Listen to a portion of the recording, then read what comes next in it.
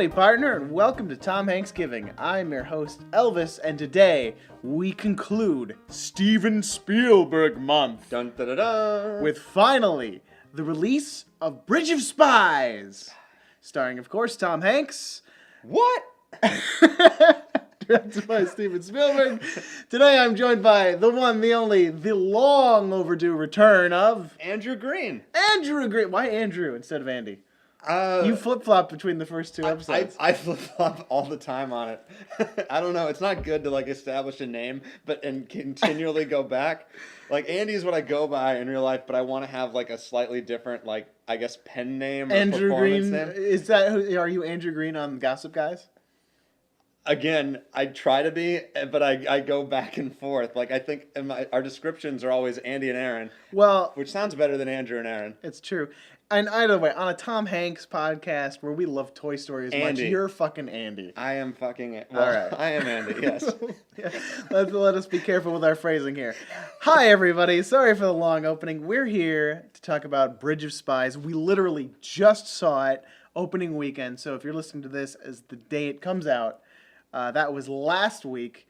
So Elvis didn't even let me go to the bathroom before recording. He fucking took a goddamn 3-minute shit. And you know what? That's the shortest. That's the shortest amount. I could take a shit in 2 minutes. If I really had to. I changed my shirt as well. You're not calculating that it's in the easy time. to change your shirt. You do it at the same time. Well, shitting? Yeah, you shirt and you shit. Shirt shit. This is not at all how the episode should have started. It's evident. This is exactly how it should have started. It's evident that it's very late. We saw this on a Friday night opening weekend. If you have not seen this movie yet, what are you doing? You've had a week. You've had essentially 2 weekends to go see this. Far be it from us to say great, but it's a Spielberg movie. God damn, go see this movie. Also, it's a Tom Hanks movie. It's nearly great. Nearly great? I think it might be. I liked it. Oh, I don't like the way he's talking right now. You didn't like it? You didn't like the movie? I loved it. Oh yeah, no, it was What's great. this nearly great bullshit? I was being a little cautious because you said far be it from us to say it was great. Oh, well, that meant because forget what we have to say how good it is. It's a Spielberg movie and a Tom Hanks movie. It's a must-watch no matter what. No matter what we say, you got to go go see this. this. Oscar contender. Absolutely, and so saith Variety. Not just because it comes out in October. Yeah. Although usually you'd wait till November for that sort of thing. But anyway, here we are, Bridge of Spies. Andy, you have a book in front of you that you've written out. Oh God, don't set it up. You did so much research. Can you tell? Obviously, okay. Are we doing? We're gonna do some spoilers here. Oh, of course. We've seen the movie. You should too. If you haven't seen the movie, you should stop listening right now. Go watch the movie. It's great. Or if you're one of those weird people who likes to know everything about the movie before going to see the movie. No, don't be one of those people. I hate you, and I don't want you to subscribe to my podcast to be that kind of person. No, you're not allowing the art and the artist to actually take effect of you if you're rooting all of what the surprise could be. And I completely disagree with that point of view. Anyway, we're talking about Bridge of Spies. Let's travel back to 1957. We were in the heat of the Cold War. I love it. If we did episode titles, that would be this one. Heat of the Cold War. Exactly. The heat of the Cold War. And a Soviet spy by the name of Rudolph Abel has been found out by the CIA, and he is the most hated man in America, and it's also kind of one of the biggest developments in the Cold War. It's kind of bubbling over right now, and he needs a defense lawyer because America always needs to at least go by appearances' sake and just give this guy a defense. And who do they find but an insurance lawyer by the name of Tom Hanks? No, Jim B. Donovan. Exactly. And he used to be a criminal lawyer, and hey, it's like riding a bike, someone says. Yes. And clearly it is, because Tom Hanks nails every... He doesn't do a bad move in this entire movie, aside from maybe, not being the best husband, maybe? I don't know. We're going to talk about how he's the most amazing person ever in this movie. No, exactly. How dare you even suggest... The world is more important than his wife. Dude... They had to make it morally complex, but everything he does... It was the right thing every time. We'll talk about it. You mentioned, right up front, it's about this... He's defending this supposed Russian spy. Exactly. I just gotta point out, there's a lot of stuff we're gonna be pointing out. Dude's name is Rudolph, like as in Rudolph the Red-Nosed. Rudolph is a very, it's like Adolf. It's a I very know, German name. but like I mean, Rudolph, like the red-nosed Rudolph is Soviet, their color red. You know, I thought that was a nice touch. The red-nosed Well Soviet. done. Yeah, well done. And he is played by Mark Rylance. And Mark Rylance, who I was not familiar with before looking into him, he is, to many people, the greatest living stage actor. Wow. Yeah, he is only just now blowing up because apparently he was in a BBC show called Wolf Hall, where he plays Thomas Cromwell, and by all accounts, he just is incredible. And so yeah, there's a quote from Al Pacino that says, Rylance speaks Shakespeare as if it was written for him the night before. Holy Which is shit. a great line from Al Pacino, who many would say is the greatest living actor of all time. I mean, aside from... He's no Tom Hanks. Well, on the Pacino cast, or the I don't know, whatever. Yeah, on that one. And Mark Rylance is actually... I don't know if the BFG is still happening, but he is hired to be the BFG, the titular character. He was the BFG. That's in this future Spielberg film, maybe. Well, this is him, I guess, practicing with Spielberg. Exactly. And yeah, I mean, this guy gives a great performance, so I'm not surprised. Yeah, he's very calculated, understated, at the same time measured. Very funny. Like, he's just like his character. He's kind of solid as a rock. Nothing phases him. And, I mean, even as, like, maybe the villain... Like, I mean, because he's the spy, Soviet spy, but like he's so likable. He's so great. I love how this movie, and this is different from a lot of, like, obviously Spielberg has become more shades of gray the more mature he's gotten as a filmmaker. Yeah. But I love how much focus is given to the fact that nobody in this movie, in this story, is an out-and-out villain. No one is a bad guy. Like, obviously, we play up, especially with some of the music and some of the imagery, when we're in the Russian/German... Well, when we're in the Berlin Wall area, it's heavy things like... horrific things, but they make a very good point, and it's all coming out of Jim Donovan, Tom Hanks' character, that this guy especially, Rudolph Abel... He is a good man. He's a good soldier by his country. He's doing his job. He's doing his job, so we cannot consider him a traitor, and we can't consider him a bad guy. And I even think that all the people we end up meeting in the latter part of the movie, they're all doing their jobs. It's a tricky situation, but nobody's a bad guy. And I like that. Like, this is a complete change of point of view from, like, you know, Raiders of the Lost Ark, where it's like the Nazis are just pure evil. Well, and I think it's an interesting move for Spielberg as well, like, to, you know, because he loves World War II and had that, and then Cold War is a difficult, like, it doesn't happen as much in terms of in the movies because it is all this gray. There isn't yes, the Soviets are bad, and there was always the manic Red Scare stuff, but that wasn't. There's just not been as many Cold War movies. I mean, most of the Cold War movies, and correct me if I'm wrong, seem to be more allegorical. Exactly, like Invasion of the Body Snatchers, or, I mean, and there was, like, and obviously there's been spoof and satire with, like, Dr. Strangelove and stuff like that, but there hasn't been very many outright ones. And, like, obviously there have been, but nothing like as triumphant as the multitude of World War II movies. Yeah, or one, or whatever. Or even Vietnam, or Yeah, Vietnam, yeah, especially. And so, yeah, Spielberg is going a little bit different. He's trying to collect all the wars. And he's collecting all the... He never got a Star War, so he's going to make them all down here. Exactly. He almost had Return of the Jedi. They wouldn't let him do it. Yeah. Oh, so he had to go to Cold War. And, yeah. Wow. Yeah, that's a great way to put it. Where are we at? Oh, we were talking about Rylance. Rylance? Yeah, it's Rylance. Pronounce that how you will. Mark Rylance. Great dude. Loved his character. He's apparently a hippie too, which is fun. I read a little bit of an interview with him. I feel like he's kind of playing toward his type with the way he reacts to stress and. Yeah, well, so like, because Tom Hanks, Jim is always kind of like stunned by how even keel he is in the face of like sure death sentence basically, and he's like, why aren't you panicking? Why aren't you like showing any sort of emotion? And what's his line? Would it help? And it's a great line because it doesn't help. No, and it's a 3 beats too. It's a perfect stretch of 3 beat.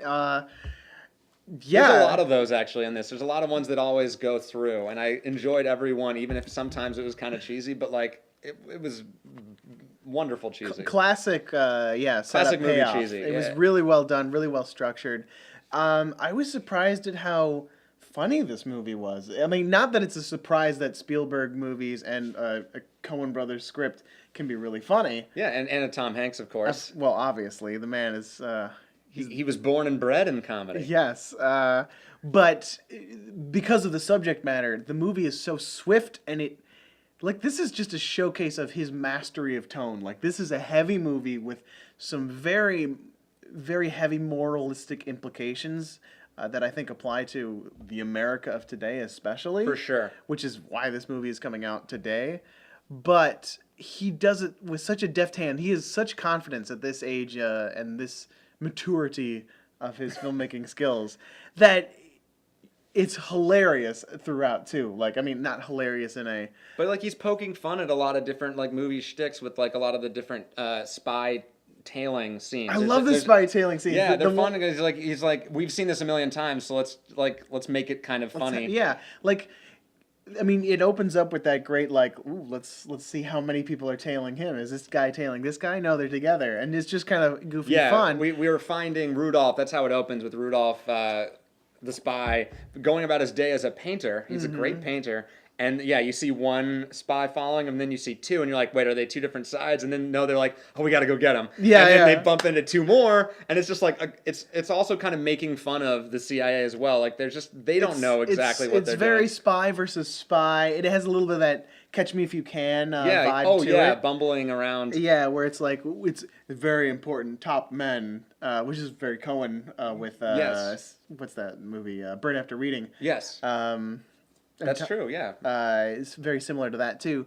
But these guys, they're just human too, and we're just trying to figure this whole thing out, this whole Cold War thing. Well, it's fun because they're like bumbling over, and it's not like Rudolph is actually being very like stealthy. No. Like he's probably oblivious, or if he isn't, it didn't seem like he was actually outmaneuvering them. They were like outmaneuvering themselves, basically. He didn't seem the type, like, Rudolph's the kind of guy where if he is a spy, and obviously we kind of know that he is. We see him open like a nickel that has some sort of message. Which is another thing I think that speaks to the confidence of these filmmakers behind this movie, because you might make, I mean, obviously it's a stupid thing to make a movie where it's like, we don't know if he's a spy because we know through history he actually is one, so it's good to get that out of the way.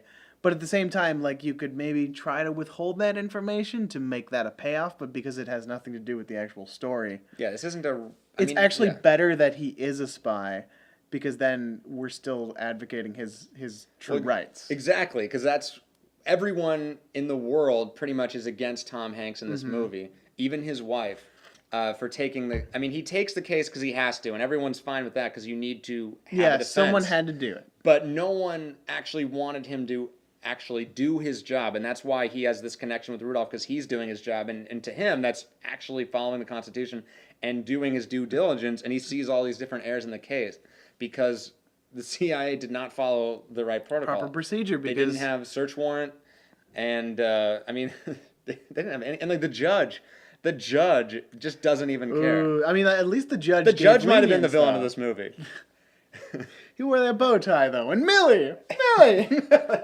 He could not tie a bow tie to save his life. We see him 5 different times trying to tie it. It's so great. Oh, see, that's. Is that a metaphor for something? I think it is a metaphor. Yeah, it's a little bit of business. Like, he's trying to tie the knot around this guy to hang him. And he just can't do it. And Tom Hanks convinces him to not do it. And by the end of that scene, that bow tie is not tied. And he's also unable to separate kind of the work and the fun as well. Because Tom Hanks got him at a personal moment, and that's where he actually could connect, instead of in front of all these people that are going to suggest otherwise. Yeah, he got him at a vulnerable moment where Millie was there to be like, maybe Tom Hanks is right.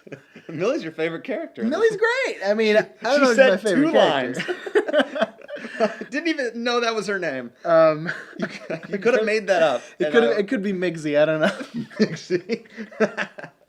Of course. You have a lot of things on your paper. Do you have anything else to jump out at while I'm looking at? While you're looking at, well, let's point out. You mentioned Joel and Ethan Coen wrote the movie. They actually did a polish on Matt Charman's original Yes, my script. mistake for not. Well, I giving mean, I'm proper sure credit. they had like they probably did a lot to it. Yeah. But Matt Charman, this is actually one of his he wrote apparently a couple episodes of shows that I'd never heard of. I don't know. I didn't look into him that much. I'm not Okay. Mr. Research. I did a little bit. He's a writer, though, guys. But and he also, he's written a movie called Sweet Française, which was a World War II movie before this. This guy's into wars. And so he did this one, and the next movie he's doing, Patriots Day, is about the Boston Marathon. Oh, wow. Yeah, so that one stars Mark Wahlberg and will be directed by another Berg, Peter Berg.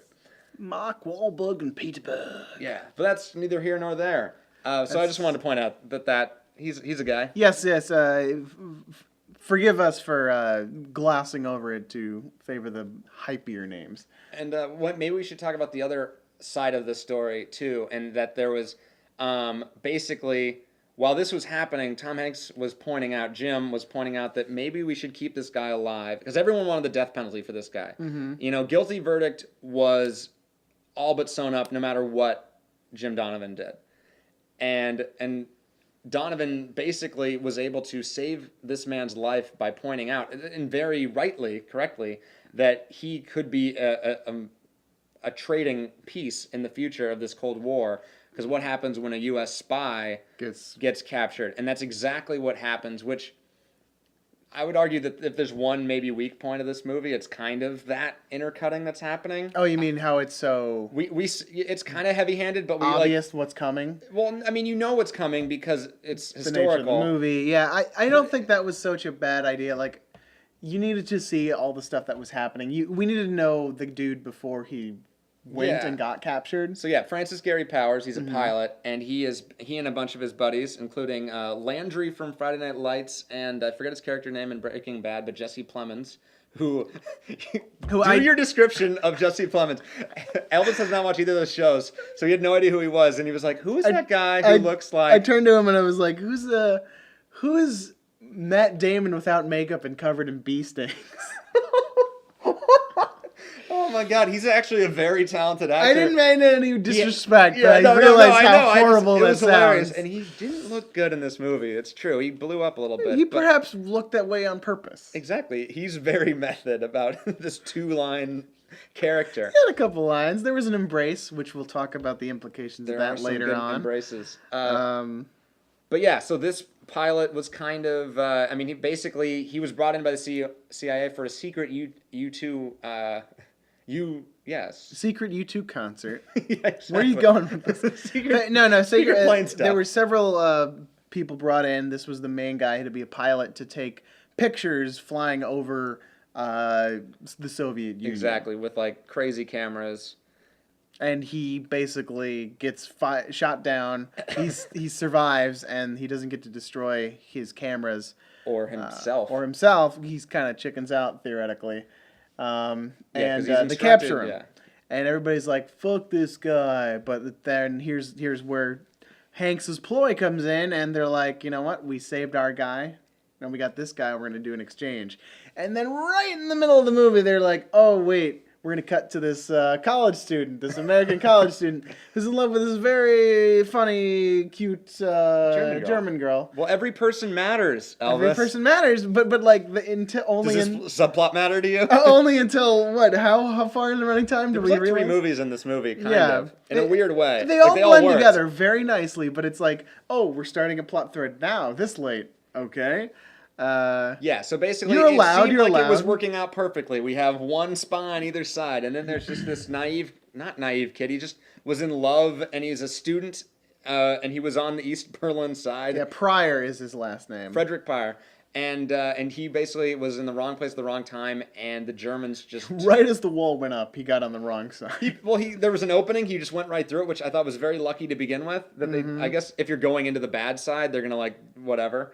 But then, yeah, he was like, I'm going to take you, take his lover to the better side before it's too late. And they just put the big block right down. And which I guess, if this is historically accurate, then I mean, it probably wasn't exactly like that. He just didn't watch. I'm sure they dramatized it. Yeah, Yes, exactly. So yeah, but he basically got. They took his dissertation, Elvis. That really sucked. Like, imagine having just one copy of. This was before he could easily have other copies. Like, imagine one copy of your dissertation on Bridge of Spies you've got written here, and I just ripped it apart before we started rolling. You're gonna sound like an idiot. No, that'll happen. It's already happened. Yeah, we did talk about you taking a shit at the beginning of the podcast. I figured, like, once you go from there, it's all uphill. I'm so sorry. I'm so sorry to our regular listeners who may be like actually into genuine film criticism and discussion. Let's get to some genuine film criticism.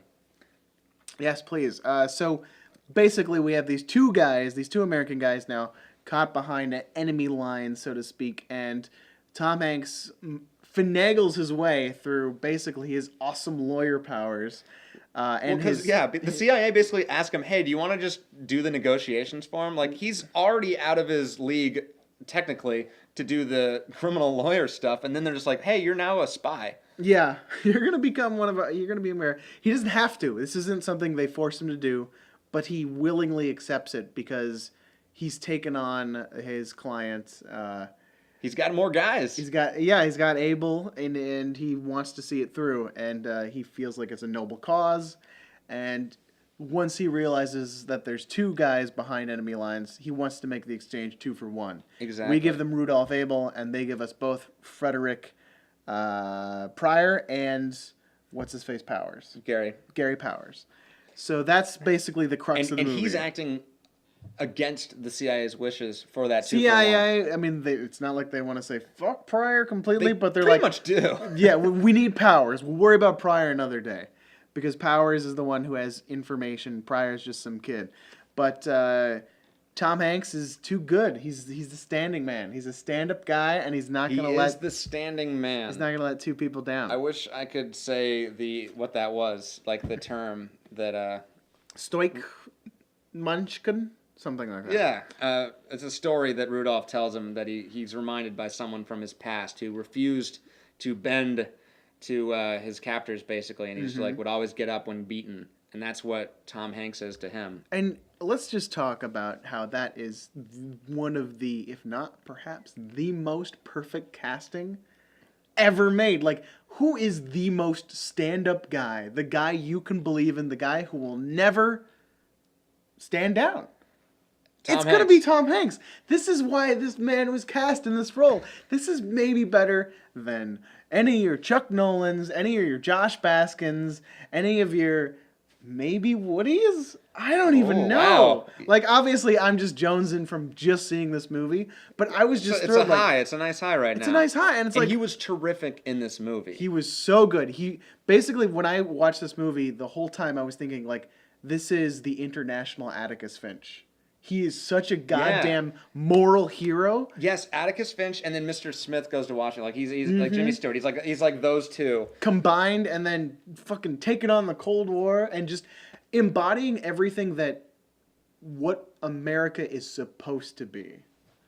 And that's the America that we all remember and we want it to be. You know, increasingly it's not that. Dicier, yeah, it becomes more complicated, and we're not like the America of today. Would we give all those rights to a terrorist? Because that's the obvious parallel. No, I mean, like, obviously there's Guantanamo and all the different things and waterboarding and all this horrible torture. We're not giving them their, granted it's a little hazier because it's like, are they good men? Are they good soldiers doing their jobs? And it's like, what's the? They're just following orders. That's not like we can't use that. Yeah. But it speaks to, I think, like Tom Hanks is the Captain America that is truly like the Captain the Phillips. way. Yes. It's a different captain. The captain that is, or rather, the America that we're supposed to believe in. Exactly. The Constitution. It's about granting everyone those rights. Yeah, his speech to the Supreme Court is basically arguing, like, isn't us giving, like, this fair trial, this person, isn't that exactly our biggest weapon in the Cold War? Yeah, and It's very idealistic, but like it's hard not to be like kind of like captivated and but like, yeah. it's about but he makes the distinction when he has that conversation with the CIA operative that he's German and he's Irish. Tom Hanks is Irish. Yes. The CIA is German. What makes us American? It's because we follow the rules. Exactly. It's about our The rule book. ideals. Yes. So if it's That's not, one of the best scenes in the whole movie. it's so fucking. That's where the movie is just like that's where I was like, boom, Atticus Finch in my mind immediately from that scene, and it's like it's all about, and it almost even reminded me of Batman. It's like if Batman folds on his ideals, then he is no longer Batman. He is no longer hero. Everything he has fought for is for nothing. So Tom Hanks is a superhero in this movie. he is a fucking superhero. he stares down CIA operatives, and because like they're like, he's like, come on, what is the line he says? He's like, come on, counselor. Like, what are you? You're just talking nonsense. He's like, don't, come on, counselor. It's the third time I've already heard it, and I hate it every time I see it. And then he's just kind of like nodding as he's saying like the American, like what you were just quoting. And he's just like, don't nod at me, you son of a bitch. And then he does. And then my favorite moment I think in this movie was his response to the agent nodding and laughing at him, and he just nods and laughs back with this like shit-eating grin that Hanks has, and it was great. Like it was like the most. It was so fun. There's such strength of character and confidence to Jim Donovan, the character, that Tom Hanks is able to bring. And it really works because he is a hero. He's the kind of guy who stands up. He's the standing man. He can get away with being kind of this overconfident, overpowered, like he doesn't really fuck up very much at all in this movie. And I think it works because like, again, this is a hero figure that we need to believe in. Like, it works because he is this guy. Yeah, he is larger than life. He's hardly ever even scared. The only time I think he was scared, well, I mean, sure he was scared a lot more times. One time was, of course, when they shot his place, his house. He was scared for his family, of course, and for himself, obviously. And that was terrifying. Like that was horrifying scene. Because we just have his daughter, his like teenage daughter. There's like a weird subplot where she was clearly like dating his like legal aid. I love that they threw in like that's another thing about like these talented people. They don't have a lot of time to spend on the family to give them a rich thing, or even like we never even really see that guy after that one scene. His his associate Doug. Doug was great though. Doug was great, and because they just gave enough attention to them to give you like. Here's a little detail. You're going to find out what's going on. All you need to do is like, oh, I have a date today. Oh, no, you're working tonight. He's like, oh, that's right. It's Tuesday. Yeah. I'll work. And then when his daughter comes to the table, she's like, oh, my date stood me up. And Tom Hanks totally knew, by the way. He totally knew. He's just like, oh, what a schmuck or whatever he said. It's one of those situations where everybody knows, but nobody's saying anything. I don't even think the daughter and Doug make eyes in that scene to make it too obvious. I just love how they play it and they just trust the audience. And everybody in that theater knew. There was huge laughs at that point. That was great. They give little tiny details to all of the characters, so there's just something there. It's rich. Maybe not the youngest daughter, but she's super young anyway. But the youngest son, or the only son, I guess, he's great. Like, because we have this great cut where they have like the all rise. And like when you're in court, and then it cuts to the school. Yeah, exactly. It cuts to school, and where you like. At first, I was like, "That was a great cut," but I was like, "Why are we seeing these kids?" And then I was like, "Oh, Tom Hanks' kids in that," and it was also just a great look to see at what the kids were being told about the Cold War, basically like warning them about the atomic bomb and just showing like, "Hey, just duck and cover like the turtle." It was a perfect way to raise the stakes at that point, because at that point, we're in the future, so we can be on Tom Hanks' side because we know he's in the right. But by having his son become so afraid of what he's doing, then it was just like, oh, it really is raising the stakes. He knows how much danger you're putting him in. Well, and compounding it by, again, someone attacking his house. Yes. And potentially killing his family, all because he's representing a Soviet spy. And when the cops come, there's a cop that actually is just like, what are you doing? Like he is not... I love that. That was a great scene. And I know that wasn't out of the realm of possibility. Like, I know it's all based on true events. It's not exactly like word for word, but that just seemed so real to me. And it was also just so, of course. I got so mad at that scene. I know, there's a lot of infuriating moments in this. There's a lot of infuriating moments. There's a lot of tense moments too. Obviously, we talked about when the house gets shot at. there's the tension. I think the other part where he gets really scared and I got really Yes. tense was Coat? the coat scene where coat he scene. shows up and like they mention gangs like maybe 9 minutes before, and then boom, he runs into a gang, and it's just like And you the think- whole movie takes a turn because it's like it's not about these negotiations anymore. Even though he does make a negotiation to get Yeah, out he trades of it. his coat for directions to the embassy, which Yeah. I mean, I think he already knew, but I think by getting like kind of an exchange, he was able to kind of like he bartered his life, he did, and he got a cold out of it, he did get a and cold. lost his Saks Fifth Avenue coat. And I mean, yeah, there's a lot of tense moments. Every negotiation is just very tense, and it's always really good. Like all these actors that he's acting opposite are almost people that you maybe recognize, but you don't really know, and I think that makes it so much better. Yeah, this is Like every time they're like talking about Mr. Vogel, who's like a lawyer that he's supposed to meet, I always was like expecting like this kind of big name actor, maybe big name, big or face. something like exactly. Yeah. But like every time it's just these kind of people that are like, I probably have seen this person before, but like. And that's not to say that they're not fantastic. Oh, that's not what I Everybody, meant. yeah, no, I mean, you're right. And I think that does help a lot of it because, like, especially if it was, since it's supposed to be people from a foreign country, if it was just some American actor that we all knew, doing an accent, it would. Or this is like the stock 3 Russian Yeah, actors that we get to play. Exactly. It would prevent it from being so foreign in a very realistic way, in a very tangible way. Yeah, I mean, it feels more strange to us because we're not used to I mean, we're obviously used to seeing Tom Hanks.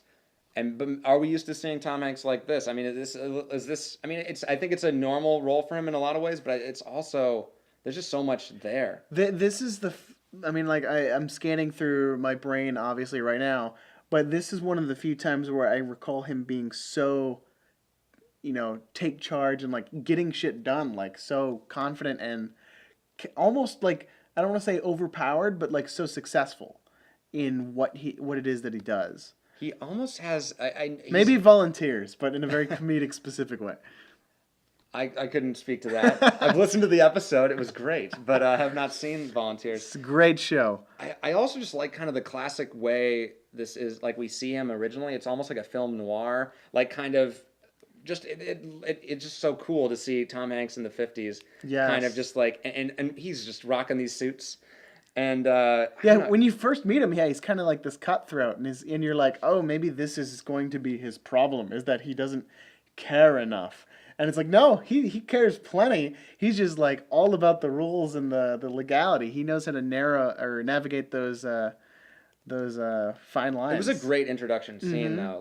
Like he's a boss from the get-go. This guy takes charge. Like, it makes me like Insurance a little bit more. So Thomas Newman did the music to this movie, and this is the first time in decades that Steven Spielberg has made a movie without John Williams. And I was a little, like, I could tell it was Thomas Newman's music. Taken aback? Yeah. Startled? I was shocked.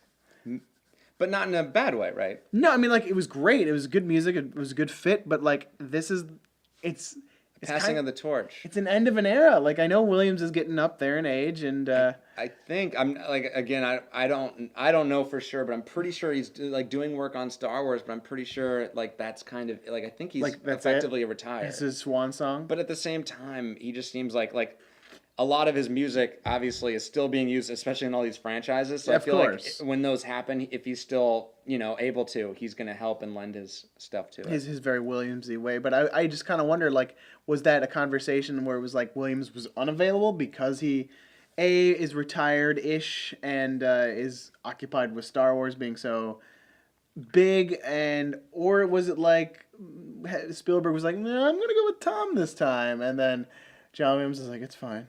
He's like, now I have to retire. I don't think it was that one. Probably not, but like I think it was a much better fit. Like, not to say that Williams couldn't have done an amazing score, but Thomas Newman felt right to this movie. I quite liked it. He did. I wish I had like something insightful to say about the change in score. I didn't necessarily notice it. I thought it was kind of, which maybe that was the point. Like, I mean, I noticed it at the end, and there were definitely soaring moments, but I thought it was kind of understated throughout. I thought there was a few key moments, though, where it came out and it had, like, the bombastic kind of drums. like right towards the end, especially that bridge sequence. The bridge sequence is great. Oh my god, we'll talk about the whole bridge sequence. We'll have a whole hour about the bridge sequence. Oh, good. This is a 4-hour long episode. This is a long episode. This movie is only an hour and 40 minutes, by the way. That was the other thing. This movie just cruises by, and it's not like it feels too short. The pace is wonderful. It builds. It doesn't really dilly-dally, and even when it starts to introduce subplots, like halfway through the movie, it moves so swiftly, and like it's so confident with, we're not going to make everything look. Everything does look spectacular, but we're not going to spend a lot of time like. Yeah, the sets are done. Not every shot has to be a beautiful, crazy crane movement or anything. Not that like that's typical of Spielberg. But like. It's fine to be like just a very simple scene. Like I like how when directors get the more aged and more mature they get, like it's often removing all these bells and whistles that they've built up, and it's about finding the most simple way to do the scene. Like I love the lighting in all of the prison scenes where it's Hanks talking to Abel. Yeah. And it's just pretty much all backlit from the window and the sunlight hitting. Yeah, there's a great shot of that too, where you can like almost like it was very like ethereal, like because you could almost like not even see a little bit because like it was dark, and then we see Hanks right behind it. He's like the angel. Oh yeah, and that was like and there was even like a moment where he was silhouetted because he stepped too far into the foreground. Exactly. And it was like, ooh, that's where he became the standing man, as given to by Abel. That is, and just not only does it just look great, but it's like it's symbolic of like I think how like this is the most pure heavenly-ish light, and it's like this is where the truth is coming out, is in this prison, and it's like this is where we're getting the light, and we're seeing kind of the truth of like what is the great ideal way to do this. Yeah, all the other stuff gets in the way of the truth, and that's what the movie's about too. There's a lot going on in this movie. I really liked it. If it wasn't obvious, where would you rank it on the Spielberg and Hanks collaborations, or is it too early to say that? God, like that's an ending note. We have. You just brought it up. I just got excited because you were loving it. Oh man, like it's hard. Can I just say, going into the movie, I thought it was gonna be pretty much third. Like I thought there was no way it would be able to top Catch and Saving. Yeah. I would Terminal. I was like, yeah, that whatever. That was what I was expecting too. And it's I can't right now. I think I still put it 3, but like it was much closer to the top 2 than I would have expected. No, super close race, and it's hard for me to say right now because we did just come off the high. But like the character on display and like how righteous Jim Donovan is, that was really impressive to me. Again, I love this idea of like, Atticus Finch is one of the greatest heroes in American culture, and like here's another guy who's just, it's all about being the ideal moralistic right guy and going the extra mile for that. Do you think it was too moralistic? Do you think the movie was too do you think that would be something that people would critique this movie as saying it's another kind of schmaltzy Spielberg movie? I think those people are dipshits. Wrong. Yes. I feel like those people, the kind of people who look at this movie and feel like, oh, it had to be so happy and cheerful. It's like... It's not even really that happy and cheerful. Because there's a dark side to it, too. Well, again, we'll talk about that in a minute.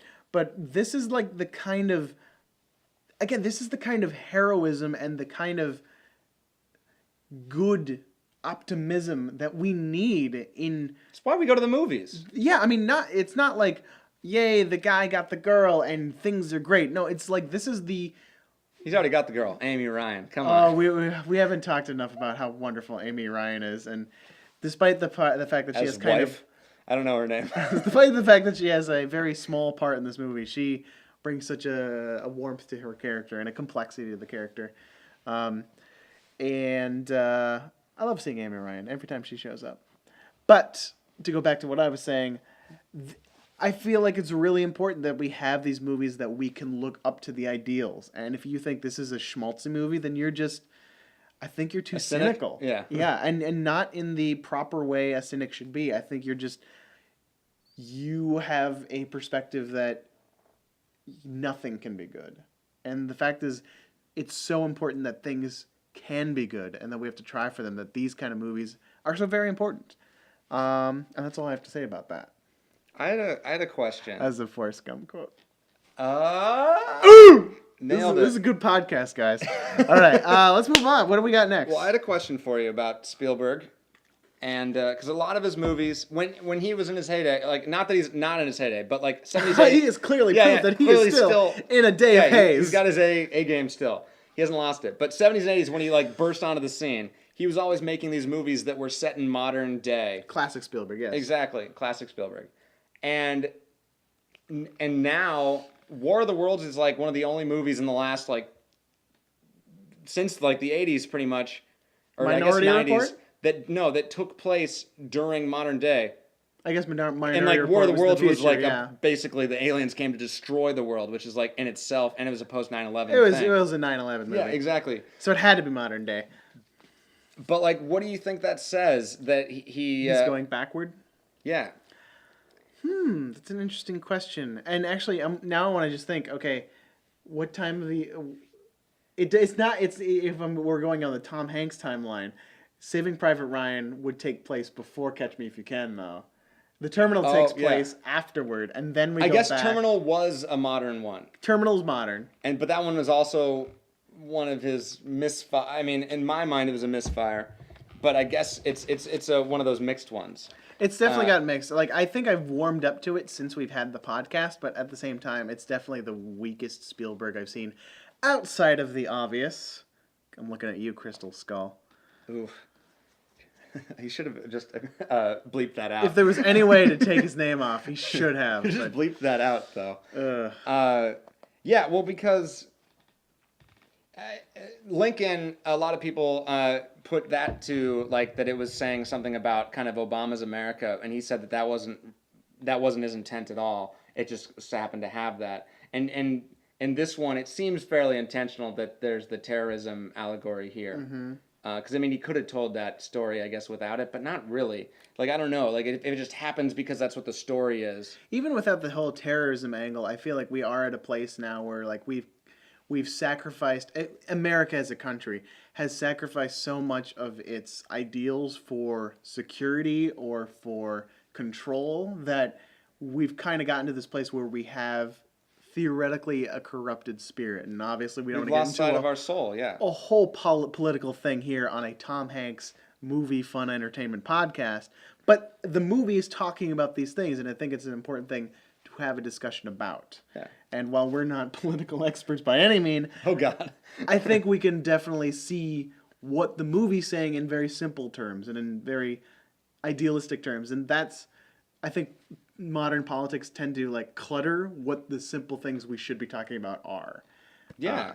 And I think this is why this is a movie that's so important. And I think there's something to say too that movies that are about the past, whether it be like a fictional past or a real past, are often better. They speak better to issues we're dealing with today than movies that are modern day or it's like how like sci-fi and horror are also always better ways to deal with social issues because it's oblique and not as in your face about it because that would disrupt. Whereas we're like it was perfect setting for War of the Worlds to be modern day because it wasn't about what we were saying about the issues of 9/11. It was really just about holy shit, this happened. And this is what it felt like. So it had to be modern day because it had to be as uncomfortable as possible. So we had to feel that right in our faces.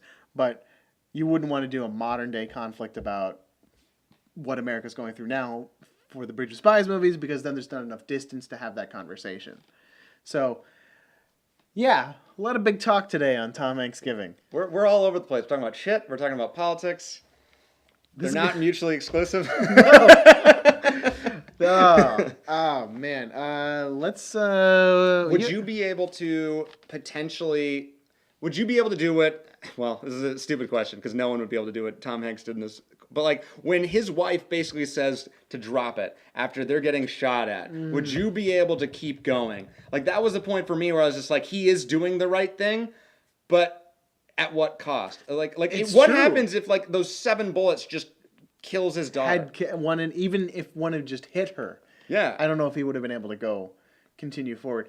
The fact of the matter is that like, no, probably the best of us would not have done it, but the right thing to do was to keep going, was to keep fighting. And obviously Standing man. Yeah, you have to that's why this guy is a level above the rest, is because he is the standing man. Anyone else in their right mind would have caved in. Like, the movie isn't necessarily advocating that he do this. I mean, obviously it kind of is, because like it's the right thing to do. It's the idealistic choice. But I think it is. I think it's advocating it. Like all the different speeches and all these I things. think it is too. And I think he did do the right thing. I think it's just... Did it work? What do you mean? Did he save his guy?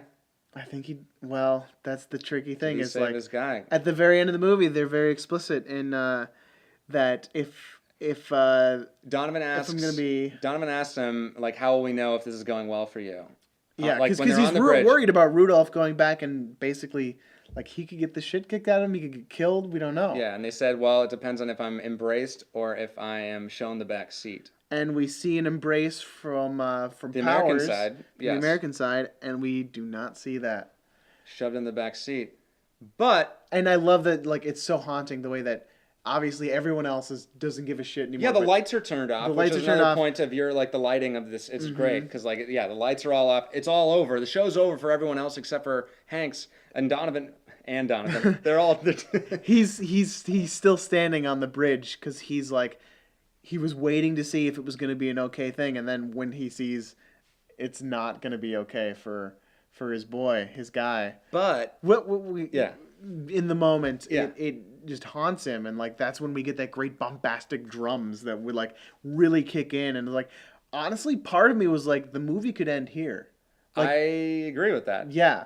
There's like I don't want to say like the epilogue was unnecessary or anything. There were some fun, nice moments. There was good moments, and like it kind of landed in a place, especially with where it actually ended, where I think it kind of... And there's another real key scene that happens right at the very end, which I'm not sure exactly how I feel about yet. I want to pick that apart. But that bridge scene, it ends, and it's like... Yeah, it's powerful. That could have been the ending. Yeah, and I think if it ended like that, I would have thought, oh, he got killed. Yeah, I think that's why it kept going, because he would have said, yeah, he got killed. When and that maybe wasn't that's not the message. When that wasn't the case, and it wasn't the message of the movie, because that would have meant like the movie. It's all for naught. Yeah, it was like, did he do the right? He did the right thing, but was it enough? And I think it would have been. And that's a little Schindler's Listy for this movie. Yeah, and he already made that movie, and it was wonderful. But it's a different movie. It's a different podcast too. Let's go to a little lighter. Do you want to go lighter? I would love to go lighter. We've kind of been stuck in this. It's a good movie, but it's great. So there's no Hankson, really. No Hankson. But we got a lot of Hanksy lines here. Let's talk about the Hanksiest line. There are two contenders for me. I only remember one, so I think that's the one I'm going to go with. Please. The first one. Taxi? Well, no, you can do the first one. I'll explain the second one. Okay. So. But do you want the line? No, I think I remember it. Basically, actually, let me just... Okay, yeah. Basically, so he's coming out after agreeing to continue to fight this case for Rudolph Abel, and it's night, it's pouring rain, and he's waiting for a taxi. He's calling out, "Taxi! Taxi! Hey, your light's on! You son of a bitch!" Yeah, because the taxi just drives away. Drives the fuck right past him. That was, and we both cracked up when that happened, because like the Hanksy, like Hanksy line. It was great. My other one is toward the end of the movie, where he has just he switched the deal, the terms of the deal, where he says, "Oh, now we're doing 2 for 1," and it pissed off the CIA guy so much. He's like, "You might have just fucked it up." And then he's like making a big deal about getting change and stuff, and he goes to a payphone, and he's just like, "Well, you're right, I might have fucked it up." And he's just like, "Hey, honey, it's me." Yes, that was right. The fishing's been great. And it was so Hanks, because that one just seemed so out of nowhere, and it was such like a charming. He was lying to his wife, and his lying to his wife is his actual Tom Hanks that we know and love. Yeah, which is so that one for me was my favorite, because I thought the taxi one seemed more. Yeah, well, it seemed like it made sense. Like, I'd be pissed and be kind of making manic things, and I just loved that moment where, like, he brought his, like, kind of husband voice, which is Tom Hanks. That's so great. So those are the two big ones. Oh man, I don't know. Now that you presented a case, I don't know if I can really feel one Are way or we the able other. to split? We're supposed to pick just one. There's a couple movies that don't have any though, so maybe this one should get two. Maybe the two. Well, it's what's We'll great. leave is, it to you, yes, listeners. Tweet at us. Tell Which us one the do you right think one. was better? Do you think the taxi line or the phone line? Get back to us. Let us know. Tweet to us at tomhankspod. So yeah, no, some great Tom Hanksy lines. Just real quick, I just want to say how great that taxi sequence was. Oh, where yes. we were being followed by the other umbrella man. Turns out to be just the CIA dude, but just the level of detail with the rain. It's so like that. That's where it's like it's a little bit more serious.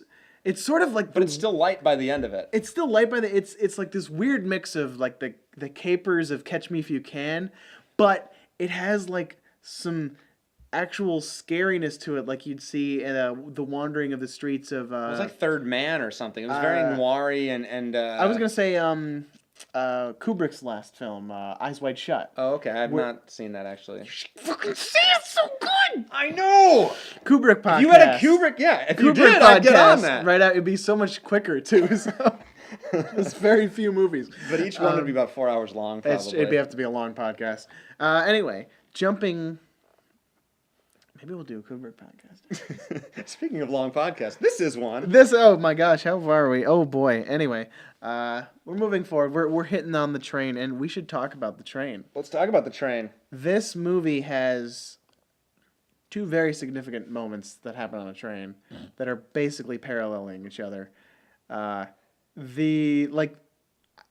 Almost did not like the second one. I almost agree with you. Okay, but the first one. Let's talk about the first one. We're in Brooklyn, so we're on the subway, and wait. Oh, no, Okay, we're talking about the German. Okay, yes. I'm talking about the trains, not the subways. Well, I mean, it's not a guess subway. It's the train. It's an elevated It is the train, metro. yeah. It's an elevated train. Sorry. That's But what I it's was talking about. Brooklyn The train. one in Germany, Yes. and then the one in Brooklyn. But that one also connects to the first one because we have three. Oh, this is right. This is a 3-beat. Yes. So the first one is in Brooklyn when Hanks has been basically he's being made into a villain because he's the lawyer, and so everyone on the train is just like leering at him like, oh, this guy's a bad The reason guy. this one didn't register with me though is because it doesn't have that exact mirroring shot looking out the window. No, exactly, but like it has. But it has that beat, yes. It has that beat in the third one, but that's what I didn't like about the third one is that it brought that back because I could care less about people not liking. Yeah, that's Hanks the on part I on the didn't like train either, because yeah. Hanks said it himself to that boy. It He was just doesn't like it doesn't matter. matter what other people think about you. Do what's right, basically, which Yeah. is great. I mean, I think if you can do that as a person. You've achieved peak self. You've Like, achieved if you peak Hanks. Peak Hanks.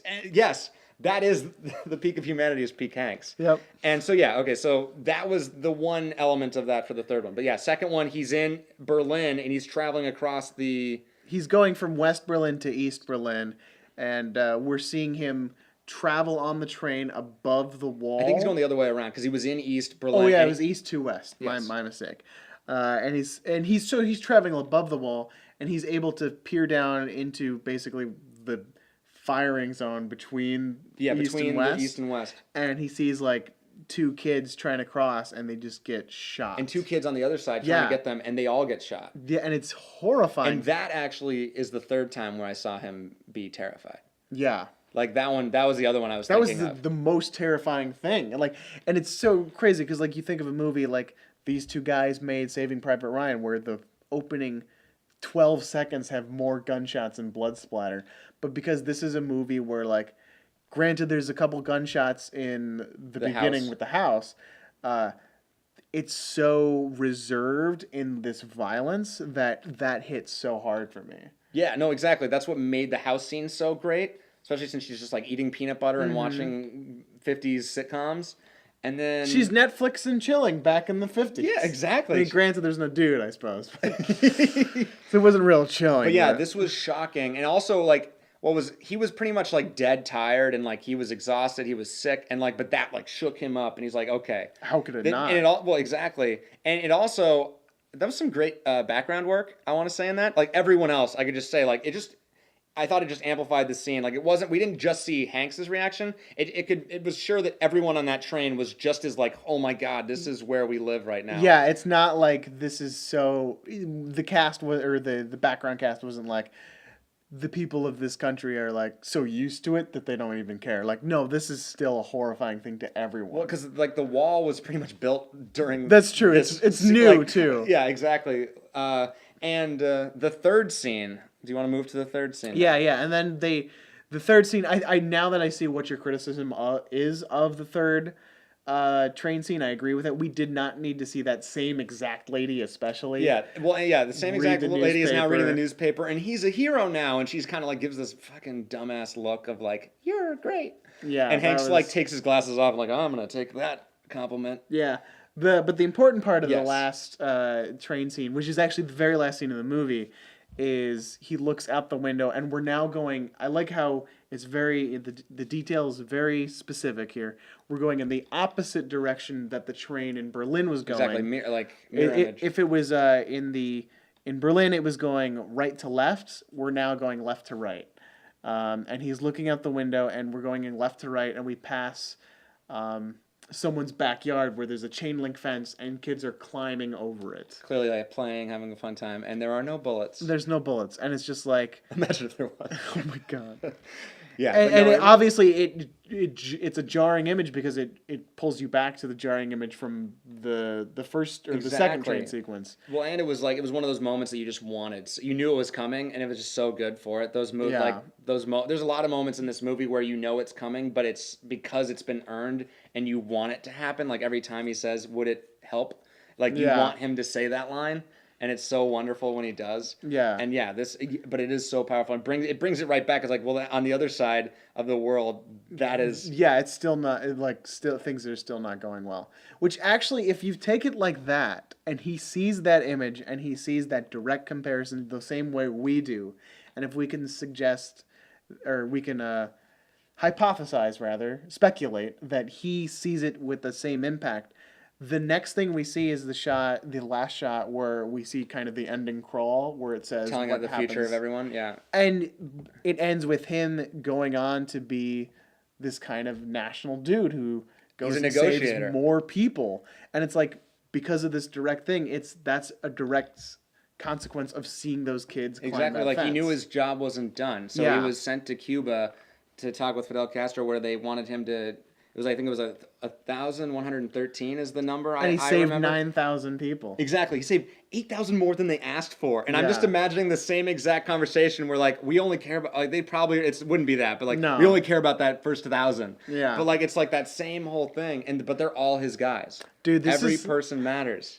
Jim Donovan is the Danny Ocean of international negotiations. Is he the greatest hero that Tom Hanks has played? Ooh.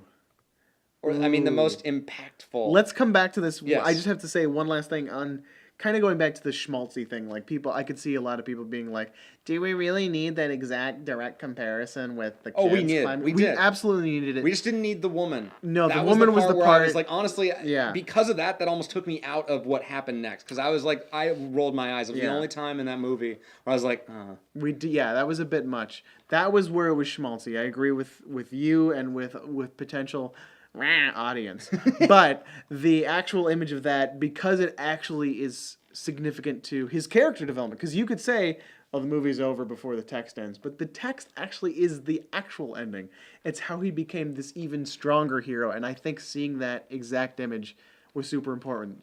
Now, does that make this the most influential hero that Tom Hanks has ever been? And also, does it open it up for a sequel? It totally does. Bridge of Spies. Bridgier. Bridge to Cuba. Bridge to Cuba. Oh my God. Miami to Cuba. I'm in. I would totally watch that movie. Tom Hanks in Cuba just seems like a lot of fun. Yeah, he goes down to Castro. And I'm sure he has to have smoke a cigar with whoever they get to play Castro, and that'd be just a great scene. Just chomping cigars with Hanks. Oh man, would you chomp a cigar with Hanks? I don't. I'm never one to partake, but if Hank was like, "Hey, kid, let's chomp a cigar," I'd be like, "All right, I'll chomp a cigar." Is that what they say? That's a thing. Cigar chomping. I would not mind sharing I've a had cigar one with. Cuban in my life, and I vomited his face after. Maybe Because I inhaled. You're not supposed to inhale. What are you supposed to do? You're just supposed to it's just like a whole sucking thing. It's all about oral fixation. It really is. And the taste of it is good. Like the smoke and the actual cigar. So you inhale like a joint. You don't inhale. You inhale a cigarette, but you don't inhale a cigar. No.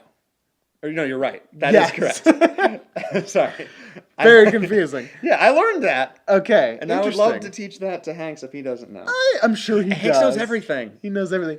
To go back to your question, Yes. is this the most influential hero Tom Hanks has ever been? Obviously, he does great work in the foreign country when he's in Volunteers.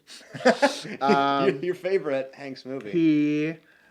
He's kind of a selfish jerk. He's obviously a good guy in Toy Story, but he's not really a big hero. Yeah, and I mean, He busts. I he guess steals he's a few toys, or he saves a few toys. Theoretically, he saves the whole daycare by the end of 3. Spoiler alert. How many toys equal how many humans? That's a good point. So Woody is totally out immediately. Catch Me If You Can. He's not he's not a hero. He's a bumbling fool in Catch Me If You Can. And he gets saving down a Private guy Ryan. He saves one dude at the cost of his other life people and himself. so many But that's what people. makes him a hero. True. But no, I think he's this. Is this? And also, I think what makes it better is, while Saving Private Ryan is not glorifying violence, the only time we see the violence, as you said, is that time on the wall. Yeah. And when he was attacked. He's not using violence in this. He's just using words and rules. I mean, and I think that makes him a better hero for it. Absolutely. A more role model. I jump back to the whole Atticus Finch comparison that leaped out to me immediately from this character, and I mean, He is the Gregory Peck of our generation. He is. Oh man, no, yeah, we're still obviously going through all of the Tom Hanks catalog. There might be a thing we've forgotten or a thing we have yet to see, but I think I feel safe in saying that as of right now, this is probably the greatest hero that Tom Hanks has ever played. I Except for Scott Turner from Turner. I'm going to say big. He saved toy companies. Dude, It's my episode, all right? No. This is your episode. This is your best episode right now. It is. And this is maybe the best Hanks we've seen in a long time. And is he going to win an Oscar? Is he going to get nominated for an Oscar? Do we care? If we don't get a nom, come on. He's got to get a nom. He didn't get a nom for Captain Phillips, and I thought he was robbed, especially for that one scene. Yeah. Which was just so real and terrifying. But it's a very different performance in that. But it's a much more here's the thing. I guess it's like a by the numbers performance almost. I don't want to say it's by the numbers because it is. Well, you know what I mean? It's very nuanced because it's not easy to play this kind of a part where it's just kind of like you're grandstanding and you're completely representing the moral center, the right choice every single time, and yet still seem like a fallible, real complex character. Yeah, and someone with a sense of humor, someone he's just a fun guy to be around. And normally those rule people, rule followers or whatever, aren't you don't want to have a beer with those people. No, it's almost like a thankless role because it's so easy to do this part poorly, and yet it's so invisible when it's done this well. Yeah, and I think we've talked a lot about it on the podcast. You have, especially. Obviously, you've been on way more. But he's so good with other people, and he lets them soar in these. Mark Rylance is great. I don't think Rylance didn't need any help to soar in this role. No, but he is fantastic. He's another person I would expect to maybe see a supporting actor. Yeah, I have no doubt that there'll be a Rylance nom. I feel like the Academy could go the other way and not give it to Tom Hanks. Obviously, it's almost because we've just become so accustomed to Hanks being great. That also works against him. It does, yeah. It's like in the opposite of Meryl Streep, where if she does what we normally expect her to do, she just automatically gets a nom. For some reason, Tom Hanks doesn't and again, it's and the Oscars are a whole other thing where it's is it really actually valuable? Because the what best movies never win. No, and what they like is showy performances, and this isn't necessarily a showy performance. It's a fantastic performance, and again, it's one of those ones. The better it is, the more invisible it becomes. But I loved it. I think it's an absolutely outstanding movie.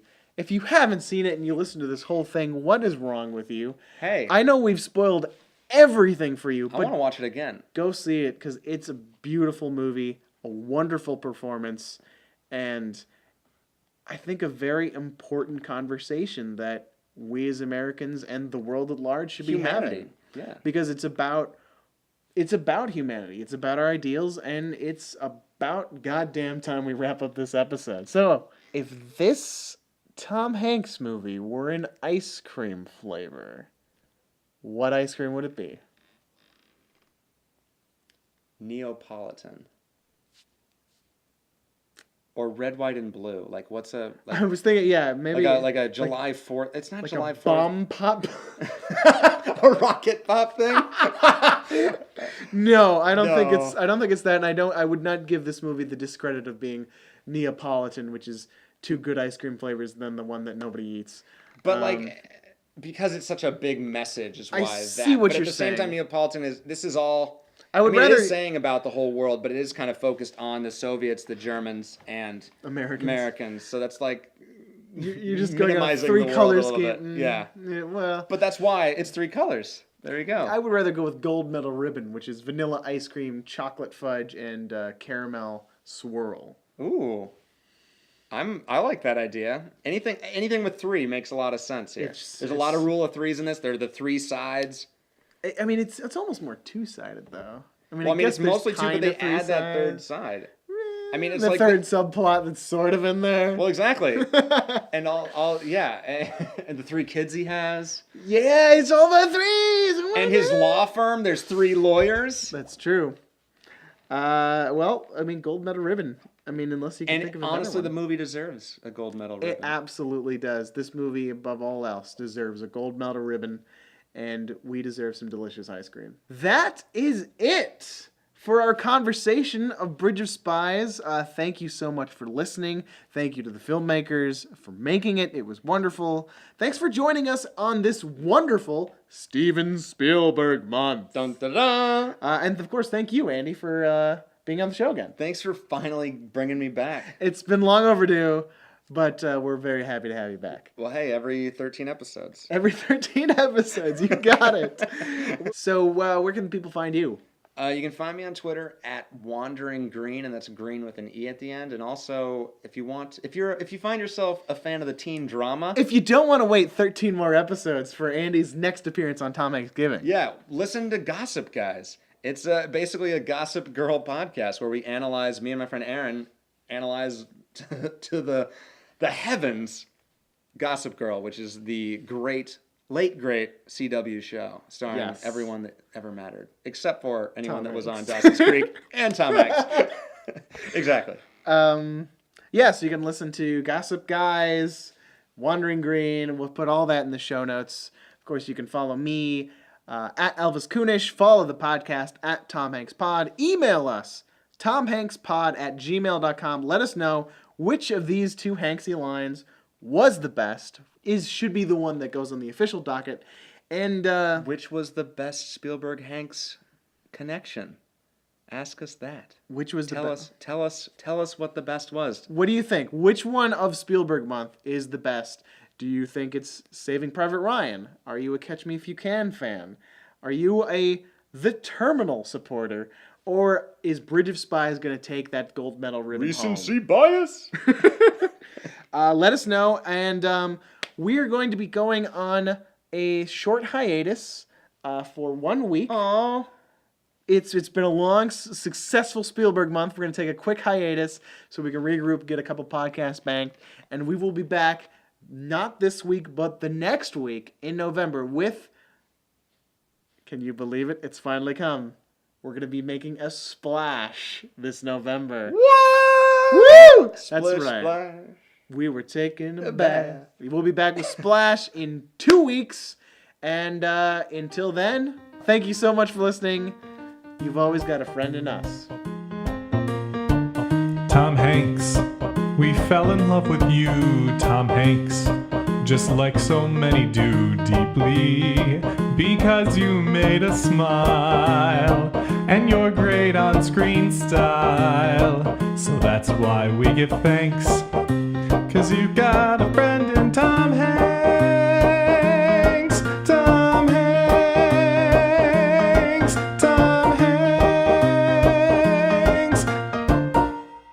Until then, have a great rest of October. Have a happy Halloween. And... That's a Hanks howl.